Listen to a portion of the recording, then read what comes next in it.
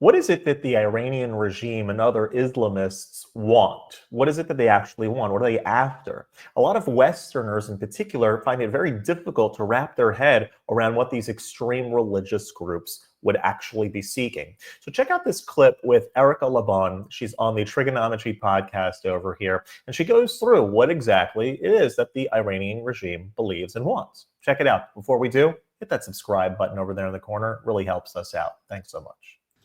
Elica, let's talk a little bit about what the regime wants, because this is something that people in the West I don't think people in the West are capable of understanding the mindset of passionately, deeply religious people, which is who runs Iran. Yeah. So what do they want? Well, what is their objective? Why are they doing many of the things though? You know, I think you bring up a good point, because what I often find about what people in the West seek to do is that they try to rationalize fundamentalism. So they come up with these stories like, well, you know, I guess if, you know, America did this, then obviously they would do that. They think that there's like a cause and effect to fundamentalism. They don't understand that fundamentalism is just insanity. Like there's no why, there's no reason. It is what it is, and there's no rationalizing it. So they're kind of imputing their own rationality onto fundamentalism, which just fundamentally doesn't work. Yeah. I get why they do it, by the way, especially as we're sitting here in LA.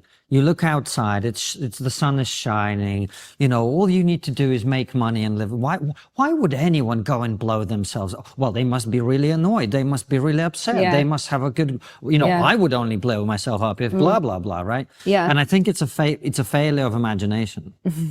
It's also just a failure to understand, like, true evil.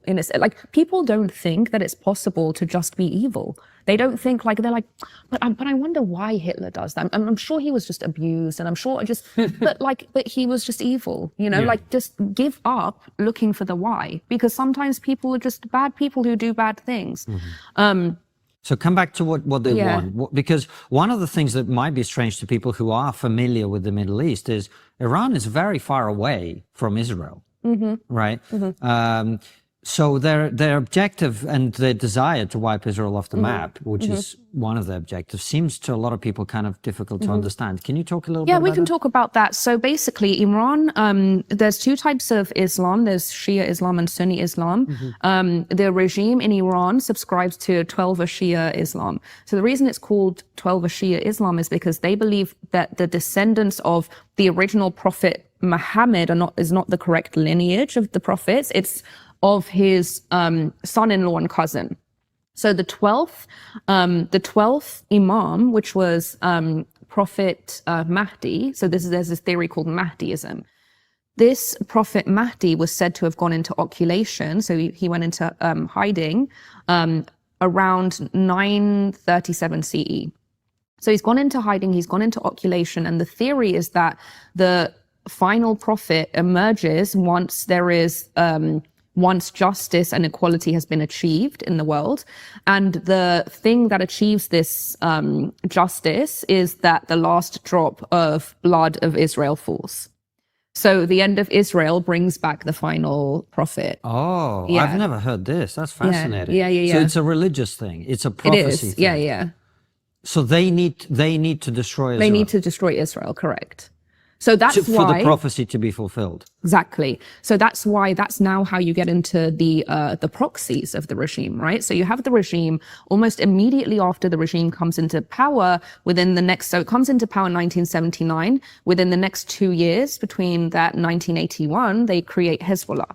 So Hezbollah is essentially a second IRGC, which was created for the purpose of destroying Israel from the closest possible border. Because as you said, Iran's not close enough to Israel to be able to accomplish that. So they were like, okay, let's take Lebanon. Let's put an army of the IRGC in Lebanon, which is what is the IRGC? Sorry. The Islamic Revolutionary Guardian Corps. Okay. So this is okay. So the system in Iran is like this. You have a regular government, which is, for all intents and purposes, just symbolic because it's under the so you have the supreme leader. The system is called Velayat Faqih. You have the supreme leader, and underneath the supreme leader, you have the IRGC, which protects the supreme leader. And then you have the regular government, which is parliament, judiciary, and executive, the president. But all of these are under the rule of the supreme leader. So the IRGC essentially protects this system of velayat faqih, the supreme leader system. So the second IRGC is created in Lebanon, which is Hezbollah. So after the revolution is successful, Assad comes to Iran to congratulate Khomeini and says, "What do you need?" And Khomeini says, "We need a passage to Lebanon to create this second army to destroy Israel." So they go through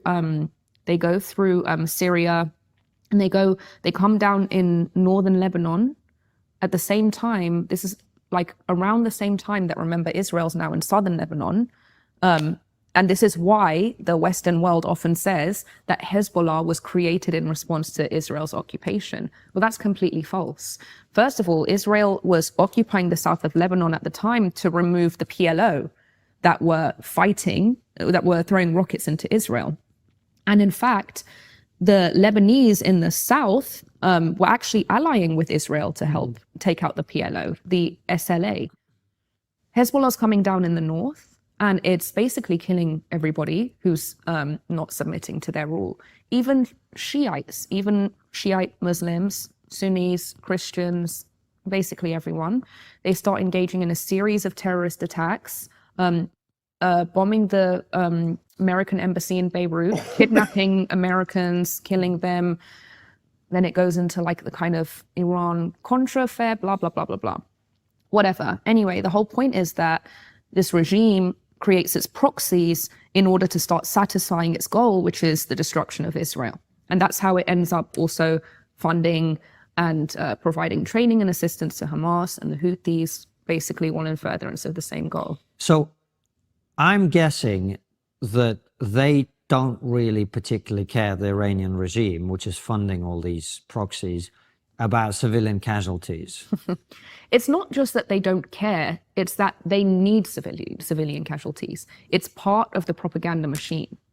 So you can't turn Israel into a pariah state, right, which is the goal, that everyone thinks this is the most evil state in the world, unless Israel its hand is forced into striking areas where they've put, munitions in schools and in hospitals and places like that, right? So that it's actually part of their strategy to maximize civilian casualties. And in fact, this was something that they read in Sinwar's, a leaked report of something that Sinwar had even admitted himself, that they need as many civilian casualties as possible. Because when they have civilian casualties, then the rest of the world is like, Israel's evil, we need a ceasefire, we need to end all of these things, and then Hamas lives to see another day. What do you think of this? This kind of lays out exactly what the ideology is and how they implement it. If you learned something, put what you learned in the comments below. Otherwise, and if you like this content in general, hit that subscribe button over there in the corner. We'd love to stay in touch. Take care.